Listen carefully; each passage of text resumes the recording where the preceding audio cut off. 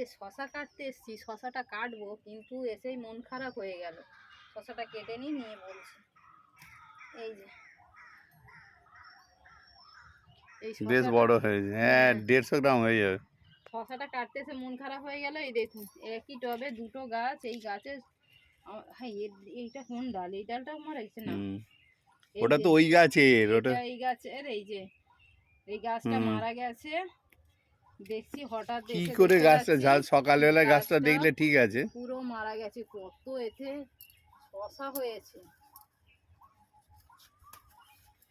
কি করে ঝালসে যায়। ছোট গাছ, বেশি বড় হয়নি।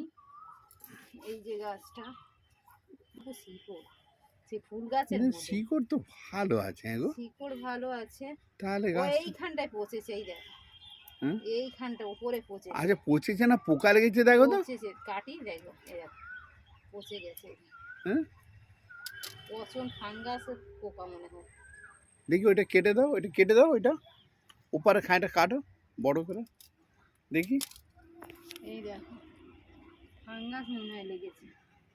ফাঙ্গিসাইড এই বর্ষাকালে সপ্তাহে সপ্তাহে ফাঙ্গিসাইড দিতে হয়। শিকড় তো কোথাও কিছু হয়নি। এই দেখো, এই যে শিকড় কোথাও কিছু হয়নি, একদম পরিষ্কার সুন্দর শিকড়।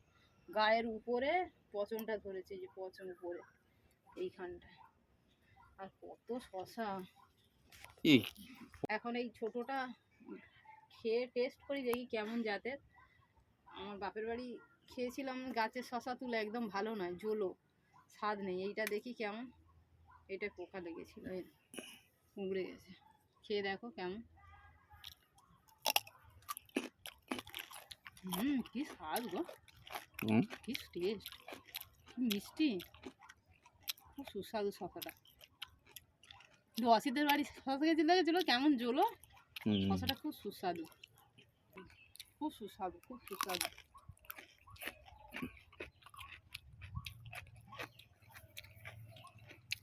অনুপম বাবুকে এক চালা দেবো, কালকে খাবে। এটা কালকে কেটে বাপকে দেবে, আর লম্বা করে 4 ভাগ করবে।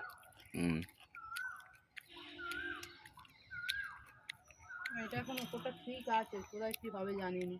ওই গাছ দুটো দেখি যদি বাঁচে। যদি পর্যন্ত ধরে যায়, 4টে গাছে 2টো চলে গেল, 2টো থাক রে বাপ।